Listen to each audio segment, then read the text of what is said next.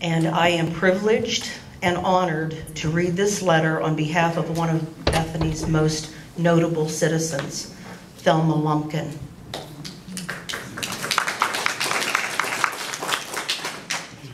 To the Bethany Planning and Zoning Commission, yet again I am called upon my heart and my senses to defend the designated right and privilege of our town to remain the rural treasure that generations before us created and loved, and that we who are lucky enough to be here hold now dear.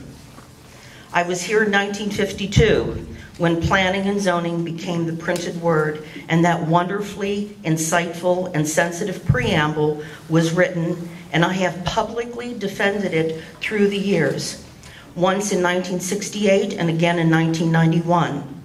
It has been defended town-wide in 1962, 77, 81, 82, and 88 that I know of. Now, personally, for the third time, I ask you to honor our heritage with the courage and conviction demonstrated many times before people like you and me who would not be swayed by an erroneous definition of progress. It's not progress to build buildings at the expense of fields and trees, nor is a housing district or cluster housing a necessity for our town. To change planning and zoning regulations to accommodate what's amount to entrepreneurial ambitions would be an open door to the deterioration of the country life that Bethany offers just 4 miles from the city, yet a giant step away from noise, crowd, and clustered buildings.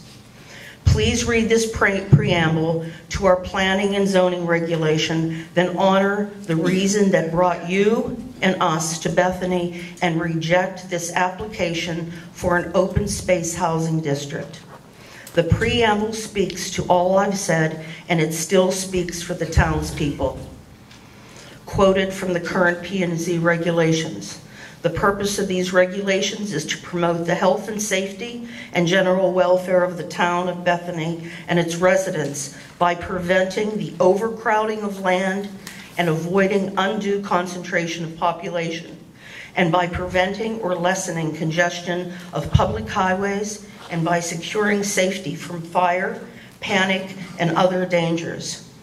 These regulations are also intended to facilitate adequate provision for transportation, sewage disposal, schools, parks, and other conveniences, and to conserve the value of land, homes, and other buildings, and encourage the most appropriate use of land throughout town.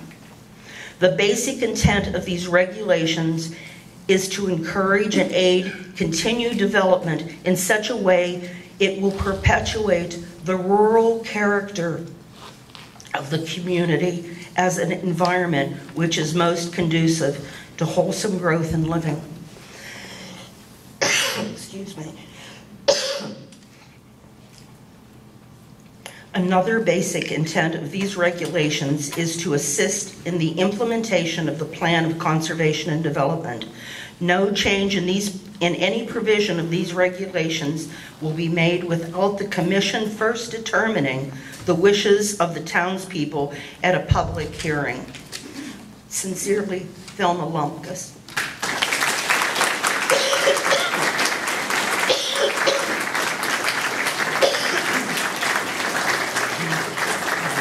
Thelma, thank you for your beautiful words. And I must add, here we are at a public hearing to let our voices be heard.